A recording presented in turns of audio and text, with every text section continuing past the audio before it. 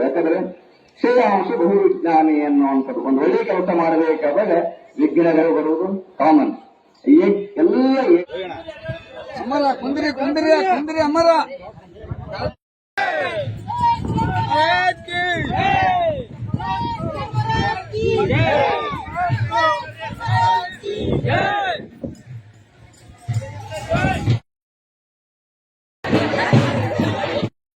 ಇಲ್ಲ ಸರಿ ಸರಿ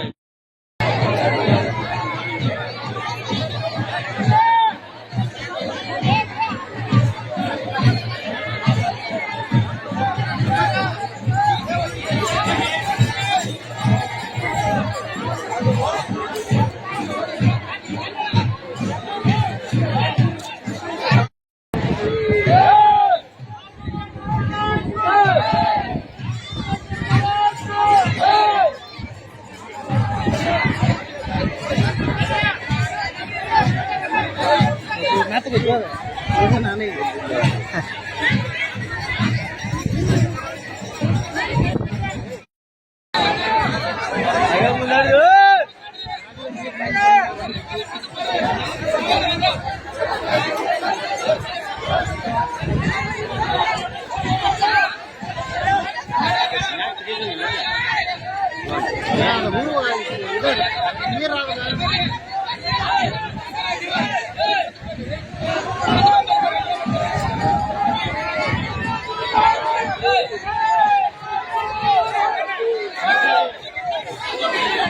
Menunggu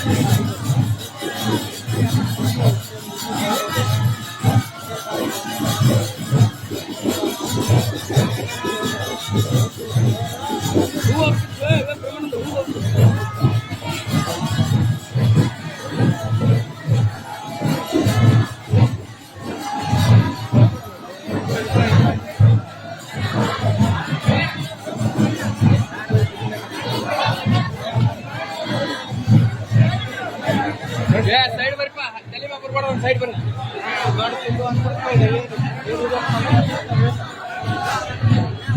ಅದಾರಿಗೆ ನೋಡೋಣ ಮರೆ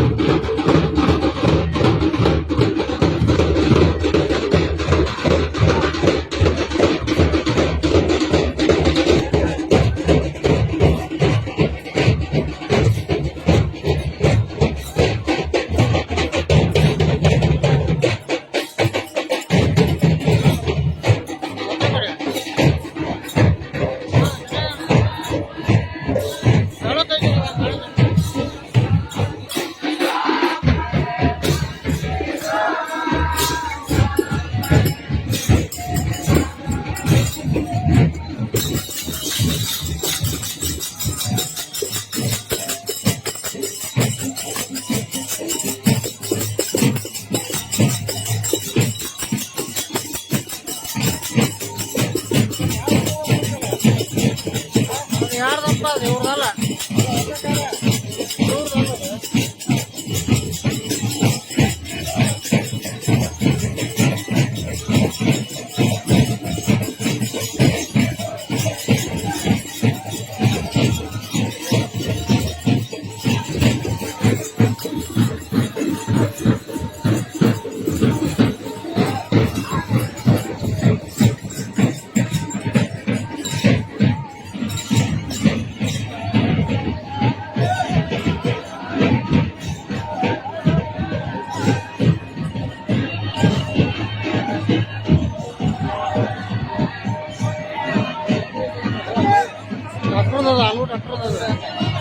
आलू डॉक्टर दो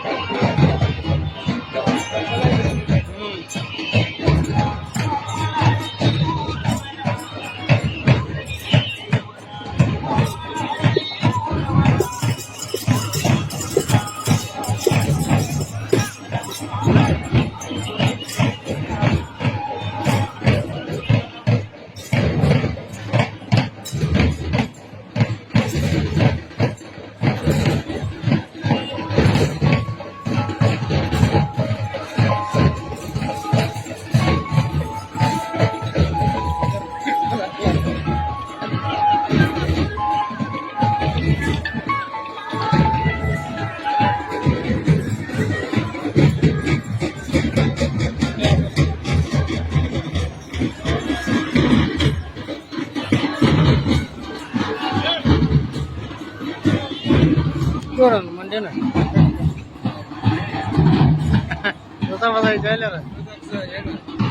ಹೋಗೋಣ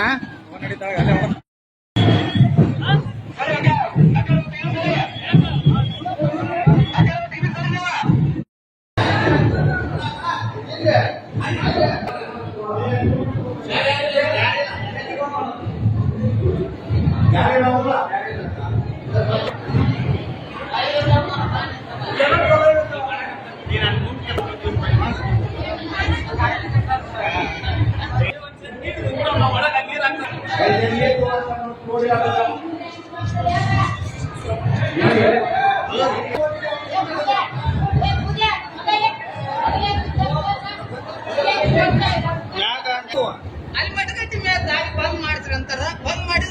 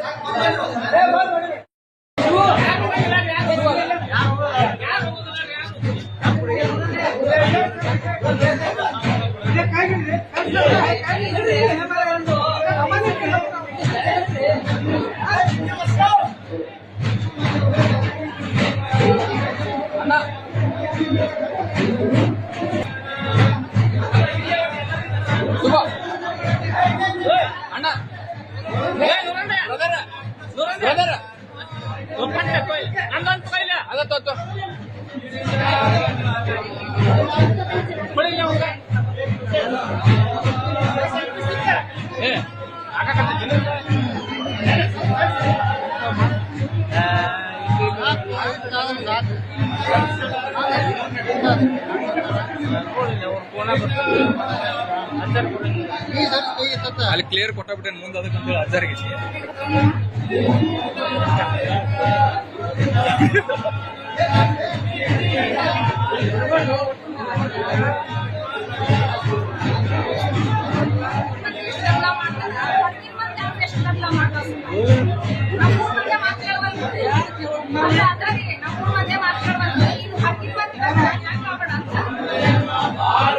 ಪವಾಡ ಮಹಾದೇವ್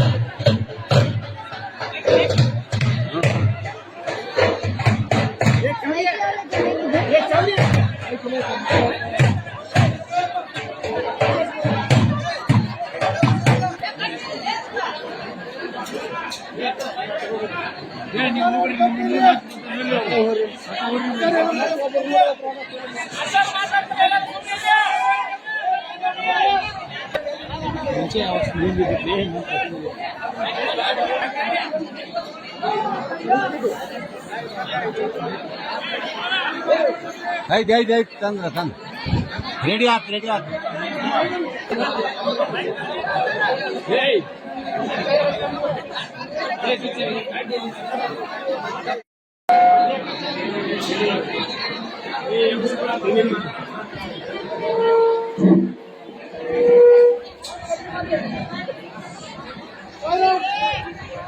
ಕಾರಣ್ಯಕಣಸ್ಪರ್ಶಾನ್ ಮೋಹೋ ವಾಚಸ್ಪತಿಯದಿ ಸಮೋಪೇಂದ್ರೈರಯ್ಯಾಂ ನೌಮಿತಾಂ ವಾಗದೀಶ್ವರೀಂ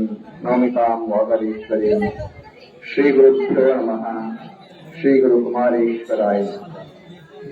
ಪ್ರಪ್ರಥಮದಲ್ಲಿ ನನ್ನ ಆರಾಧ್ಯ ದೈವ ಜಗದಾದಿ ಪುರುಷ ಜಗದಡೆಯ ಶಿವನೇ ಮಲದಬಂದು ಪ್ರಪಂಚದ ಎಲ್ಲ ದಾರ್ಶನಿಕ ಸಂತ ಮಹಾಂತ ಶರಣಶ್ವಯೋಗಳನ್ನ, ಎಲ್ಲ ಜ್ಞಾನಿ ವಿಜ್ಞಾನಿಗಳನ್ನ, ತಂತ್ರಜ್ಞಾನಿಗಳನ್ನ ನನ್ನ ಹೃದಯದಲ್ಲಿ ಪ್ರತಿಷ್ಠಾಪಿಸಿ ಶ್ರೀ ಕ್ಷೇತ್ರದ ಒಡೆಯನು, ನಿಮ್ಮೆಲ್ಲರ ಆರಾಧ್ಯ ದೈವನು, ಬೇಡದವರಿಗೆ ಪ್ರಾಪ್ತವನ್ನೇ ಕೊಡುವಂತಹ ಶಿವಯೋಗ ಸಿದ್ಧಿ ಪುರುಷ, 775 ವರ್ಷಗಳ ಪರ್ಯಂತ ಈ ಜಗವನ್ನ ಹುಟ್ಟಂತಹ ಅಖಿಲಾಂಡ ಕೋಟಿ ಬ್ರಹ್ಮಾಂಡ ನಾಯಕ ಜಗದ್ಗುರು ಭುವನೇಶ್ವರನೇ ಮೊದಲು ಬಂದು ಶ್ರೀಮಠದ ಎಲ್ಲ ಗುರು ಪರಂಪರೆಗೆ ನತಮಸ್ತಕನಾಗಿ ಯಾವತ್ತು ಈ ಕಾರ್ಯಕ್ರಮದ ಉಸ್ತುವಾರಿಯನ್ನು ಇಟ್ಟುಕೊಂಡು ಈ ಕಾರ್ಯಕ್ರಮಕ್ಕೆ ಯಶಸ್ವಿ ಕಾರಣೀಭೂತರಾದಂತಹ ಆತ್ಮೀಯರು,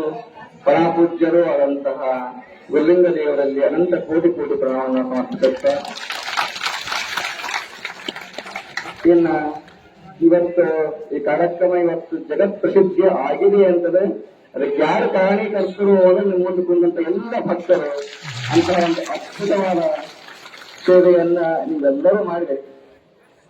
ಶ್ರೇಯಾಂಸಿ ಬಹುವಿಜ್ಞಾನಿ ಅನ್ನುವಂಥ ಒಂದು ಸಂಸ್ಕೃತ ಗಾದಿ ಮಾತಿದೆ. ಒಂದು ಒಳ್ಳೆಯ ಕೆಲಸ ಮಾಡಬೇಕು ಅಂದ್ರೆ ವಿಘ್ನಗಳು ಜಾಸ್ತಿ ಅಂತ.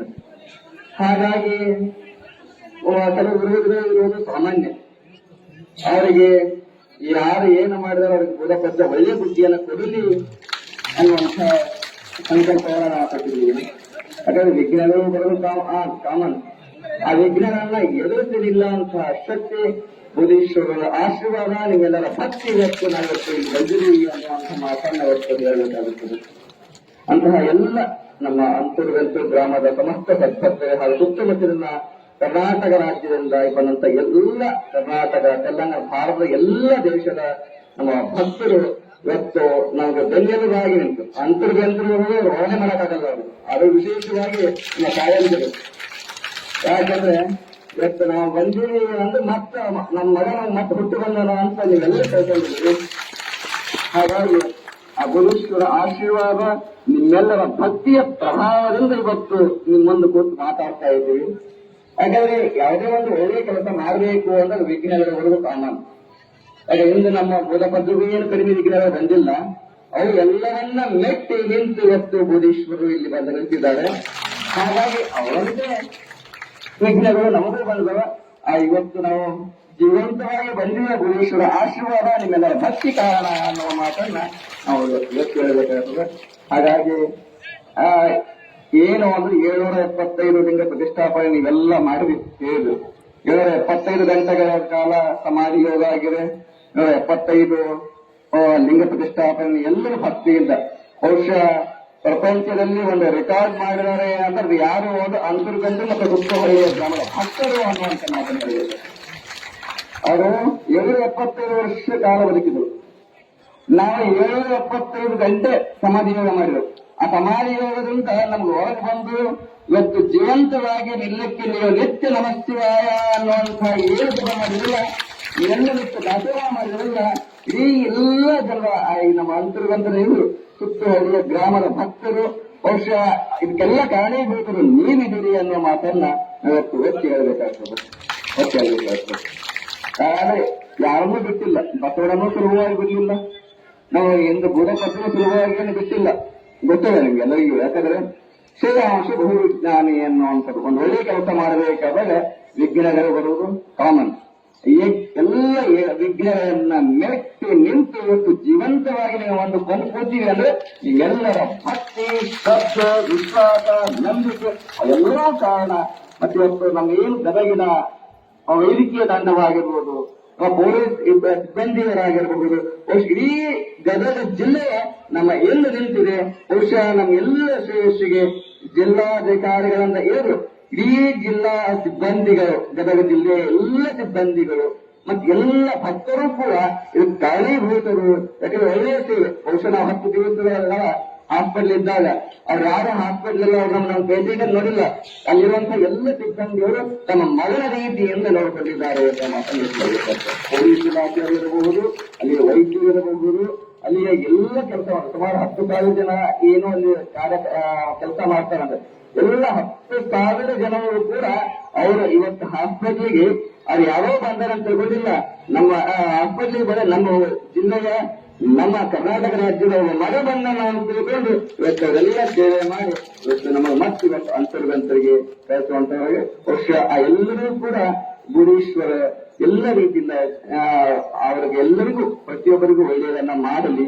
ಯಾಕಂದ್ರೆ ಬಹುಶಃ ಮಳೆ ಕಡಿಮೆ ಆಗಿದೆ ಅಂತ ರೈತರನ್ನು ಇದು ಮಾಡ್ತಾ ಇದ್ದಾರೆ. ನಾವು ಗುರೀಶ್ವರ ಹತ್ರ ಪ್ರಾರ್ಥನೆ ಮಾಡ್ತೀವಿ. ಇನ್ನ 2-3 ದಿವಸದಲ್ಲಿ ಪಾದಯಾತ್ರೆ ಪ್ರಾರಂಭ ಮಾಡ್ತೀವಿ. ಕೋಟೇಶ್ವರ ಮಹಾರಾಜ್ ಕಿ ಅದೊಂದು ತಲೆಗೈತೆ ಅವ್ರಿಗೆ, ಅದೊಂದು ತಲೆ ನೋಡೋದು. ಯಾವುದೇ ಸಂಕಲ್ಪ ಮಾಡಿದ್ರೆ ಅದನ್ನ ಹೇಳ್ತಿದ್ರು. ಯಾಕಂದ್ರೆ ಯಾವಾಗ ಉಳಿವೆ ಚನ್ನಬಸವಣ್ಣನ ಪಾದಯಾತ್ರೆ ಮಾಡಿ ಬರ್ತೀವಿ, ಬೇರೆ ಎಲ್ಲರೂ ಬಹುಶಃ ಇಲ್ಲಿ ಸುತ್ತ ಹಳ್ಳಿಯ ಜನ ಬಹಳ ಸೇವೆ ಮಾಡಿದಾರೆ, ಶ್ರದ್ಧೆ ಮಾಡಿದಾರೆ. ಹಾಗಾಗಿ ಎಷ್ಟು ಹಳ್ಳಿ ಇದ್ರು ಕೂಡ ಪ್ರತಿಯೊಂದು ಊರಿಗೂ ಕೂಡ ಭೇಟಿ ಕೊಡುವಂತವ್ರು ಆಗುತ್ತೇವೆ. ಹಾಗಾಗಿ ಎಲ್ಲರ ಶ್ರದ್ಧೆ ಭಕ್ತಿ ಇದೆ. ಮೊದಲು ಉಳಿವಿಯ ಪಾದಯಾತ್ರೆ. ಯಾಕಂದ್ರೆ ಚನ್ನಬಸವಣ್ಣನ ಆಜ್ಞೆ ಬುಧಪಜ್ಜರಾಗಿತ್ತು, ಬುಧಪಜ್ಜ ಉಳಿಯುವಂತ ಇದಾಯ್ತು. ಹಾಗಾಗಿ ಈಗೂ ಕೂಡ ನಾವು ಚನ್ನಬಸವಣ್ಣ ಏನು ಆಜ್ಞೆ ಕೊಟ್ಟಿದೆ, ಚನ್ನಬಸವಣ್ಣ ಏನು ಆಜ್ಞೆ ಅಂತ ನಾನು ಅರ್ಥ ನಡೆದಾನ, ನಮ್ಮ ಗುರುಗಳು ನಡೆದಿದ್ದಾರ ಅನ್ನುವಂತಹ ವಿಷಯವನ್ನ ಚನ್ನಬಸವಣ್ಣನಿಗೆ ಮುಟ್ಟಿಸಿ ಬರುವಂತದ್ದು ಅದು ನಮ್ಮ ಕರ್ತವ್ಯ ಆಗಿದೆ. ಆದಷ್ಟಿಂದ ಇನ್ನೂ ಒಂದು 2-3 ದಿವಸದಲ್ಲಿ ತಯಾರಾಗ್ತೀವಿ. ಯಾರು ಪಾದಯಾತ್ರೆ ಬರುವಂತವರು ಎಲ್ಲರೂ ಹೋಗೋಣ, ಗೊತ್ತಿಲ್ಲ ಎಲ್ಲರಿಗೂ.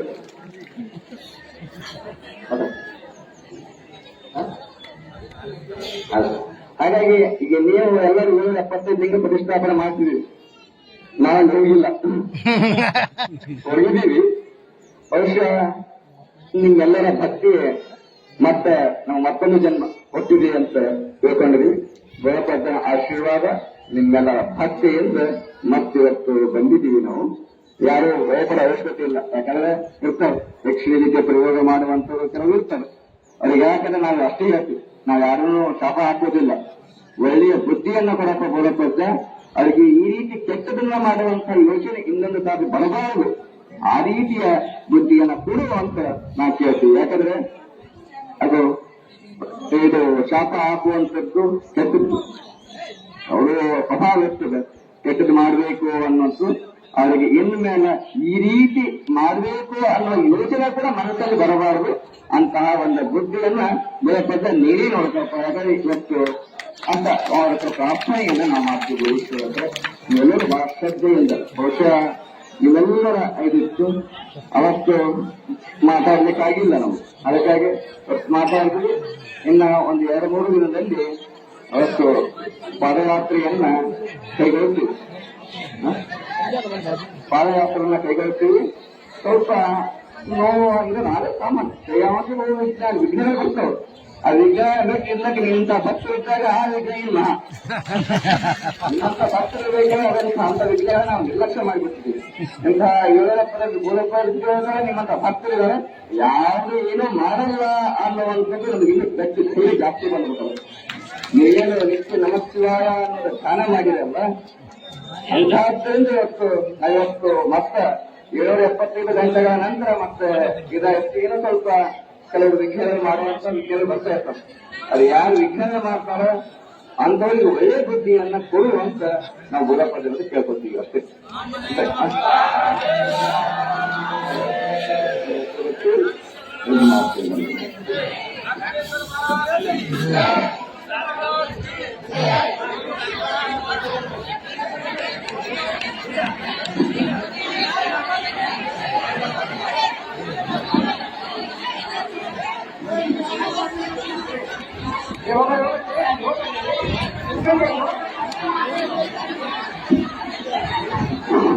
ಗೊತ್ತಾಗ ಯಾರು ಕೆಲಸ ಮಾಡಿ ಅಲ್ಲಿ ಯಾರು ಹೋಗ್ಬೇಡಿ. ಅಸರ್ ಒಂದು ಅಡ್ಡೆ ನೋಡ್ಬೇಡಿ, ಶಾಂತಿಯಿಂದ ಒಂದು ಅಡ್ಡೆ ಅಸರ್ ನೋಡ್ಕೊಂಡಿರ್ತಾರ. ಯಾರು ಕೆಲಸ ಮಾಡಿ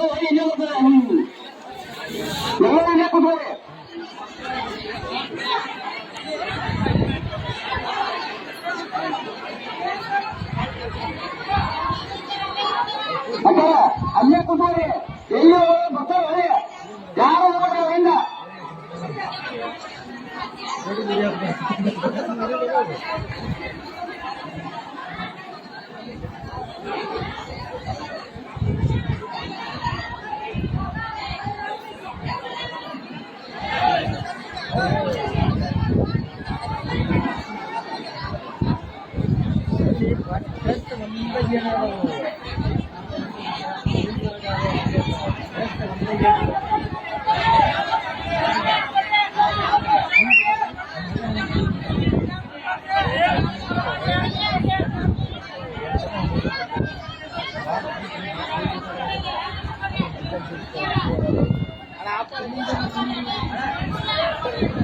ಯಾರು ಹೋಗ್ಬೇಡ ಹೆಂಗ ಅಣ್ಣ, ಇಲ್ಲ ಅಷ್ಟು ಮಂದಿ ಯಾಕೆ ಹೋಗಿರಲ್ಲ?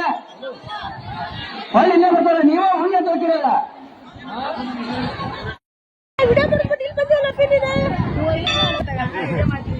ಹಿಂಗ ಬೇಡ ಅಲ್ಲಿ ಹೋಗ್ತಾರೆ.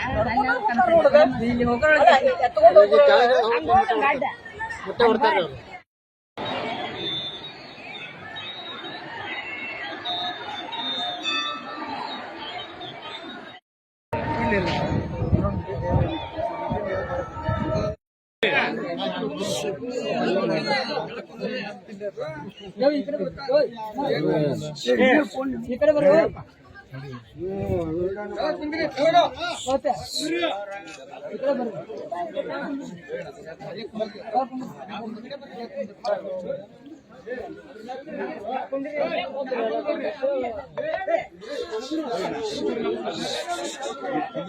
ಜಾಗಿಲ್ಲ